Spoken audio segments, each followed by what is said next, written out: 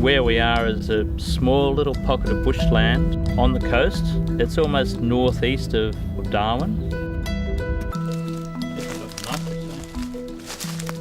I've been involved with Kakadu Plum since I think 2000, which is 18 years now. It's been quite a few years of looking at this fruit and what we can do with it.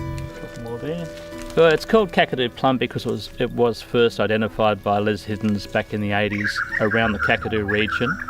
Kakadu Plum, or the botanical name Terminalia ferdinandiana, there are pockets of it through the northern Australia, right over to Broome. This unique pocket we've got here has mostly got the highest recorded bioactive profile of everything we've looked at throughout Australia. And this area here we've also had certified organic because we know there's nothing here apart from trees and bush. When we look for the Kakadu plum, we go out to the remote tracks and bushland and woodlands and that. And the trees that are like a lot smaller and like don't have much fruit, we sort of leave them so they can regenerate for the next year. Our harvesting has got a very strong sustainable protocol to it, and it's also recognised by the Northern Territory government. We need to have a permit for it, and we can only take a certain amount off any one tree. We know where it's grown is a very harsh environment. 1 year in 4, a tree may have a higher volume of fruit, which means it's actually got to store all the nutrition it can gather over a few years until it's got to a point where it's programmed inside says, hey, it's time to make fruit now.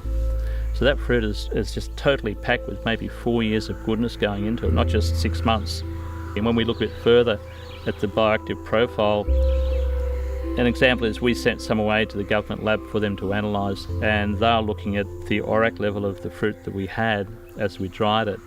And it was something like about 10 times the ORAC level of a blueberry, which is recognised as one of the highest ORAC level products on the market. In broad terms, it's the antioxidant capacity of that product, and they call it an ORAC level. The product that we produce is about 1.2 million unimoles per kilo, and a blueberry is 80,000 unimoles per kilo. So we're looking at this massive difference in the quality or the potency of that product.